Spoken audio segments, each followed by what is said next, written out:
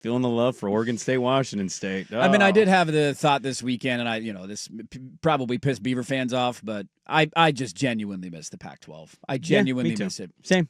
Big games are fun. Playing Michigan, Ohio State. The Iowa game was pretty cool. Penn State, White. Like, there's some of them that are awesome, no doubt. But I talked about this on the pregame show on Saturday. Like, it was unique to go into a big game for Oregon and have there actually be a history there. I was going to say, that game felt fun because it's a Pac-12 throwback. And USC and Oregon fans hate each other. And Yes. it's a West Coast thing, and it's just like I remember every USC moment of my lifetime, whether it's a loss in heartbreaking fashion or a dominant win, and Oregon's dominated a lot of those games in the last 15 years.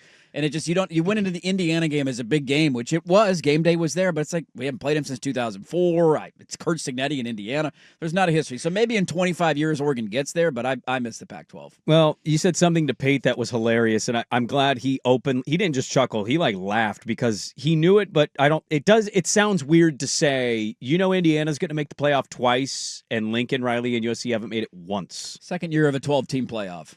And you could say schedule. Okay, cool. But they've taken care of their schedule, and USC hasn't. So no, don't lose to Illinois. Oregon loses. See what happened to Illinois this weekend? Yeah, I did. They lost to Wisconsin. Yeah, I saw that, yeah. Bielemo's back. They're back in the top 25. Not anymore, my friend. Oregon causes another loss for USC. They cannot win on the road, and they beat the Trojans 42-27. Game day in town. We have Mariota as the guest picker. He goes into the Hall of Fame. Great moment for him. Here was Dan Lanning in the postgame. We have a lot to get to in this game. We'll hear from Lincoln Riley as well, as he was asked a question by what sounded like a student reporter. It was a very young. I found the reporter. He's not a student, but a just former student. He's like 23 years old, just out of college. Is he an Oregon person? He is not an Oregon person. He's a USC person. He covers. He went to USC. He's a USC grad. We got a USC student, former student troller. Okay, asking some hard questions. Well, you mentioned it there. Like, you can make all the excuses for why USC lost you want. Oregon was quite literally feeling like every other play an offensive lineman got down. They lost Poncho in this game. He did not return. Nope. Harkey left the game. He eventually came back. World started and then left. He got hurt again. So it was just like every other play, it felt like Oregon lineman was going down. Not to mention the fact that their swing tackle, who is Janoris Wilson, who started the game against Iowa when Harkey couldn't play, is also out.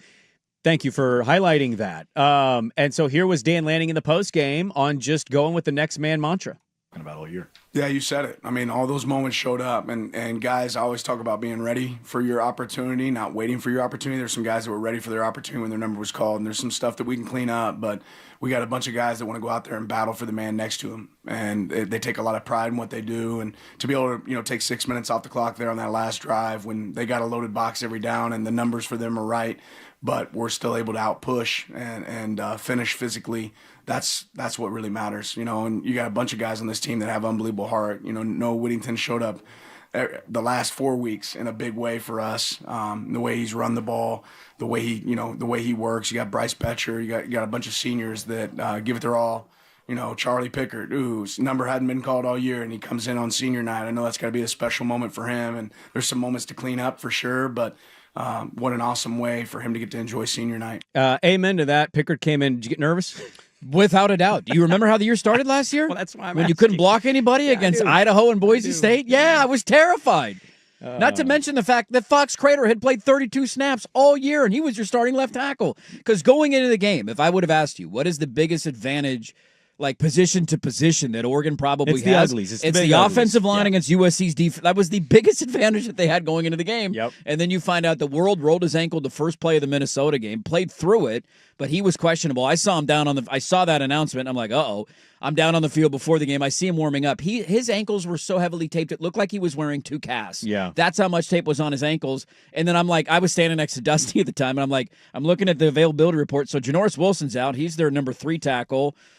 Who I didn't even know who was next on the depth chart. I had to ask him. He said it'd probably be Fox Crater, and I thought, all right, buckle up. And Fox Crater played terrific. Well, you mentioned the defense there, and Lanning mentioned Betcher. Like, we should note, like, he's had some good moments, but he's had some really rough moments this year. It's not been quite the Cinderella season for Betcher after having such a good year last year. It was best game of the year, in my opinion. He was phenomenal. He was everywhere, flying around the field. He was in the backfield, like. He was a man possessed. He played really well. Senior day, not their last home game because they'll probably host one if they can beat Washington.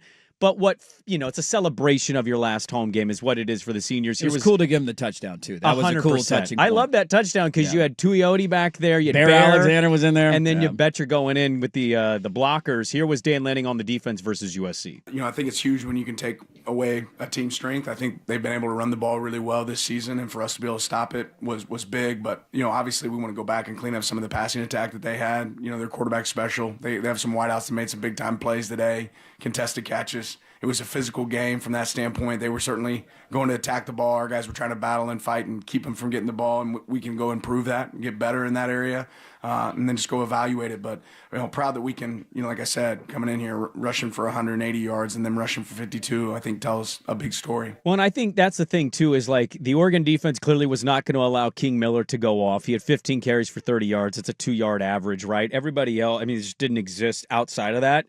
That being said, what I was a little surprised or I thought was curious was I felt like from the get-go, USC and Lincoln Riley thought their massive advantage was we're going to roast the secondary. Mm-hmm. Now, look, credit to Oregon's defense again for slowing and stopping the run game. It was basically bottled, 52 total yards there, right? Mm-hmm.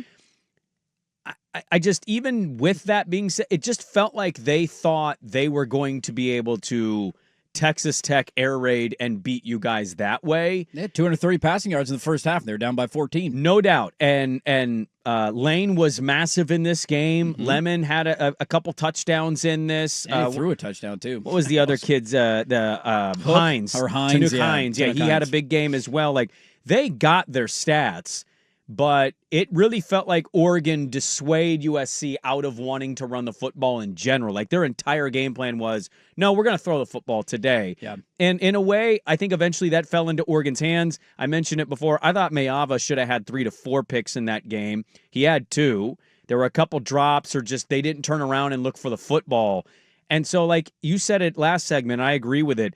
Watching this game play out from start to finish, we haven't mentioned the punt return.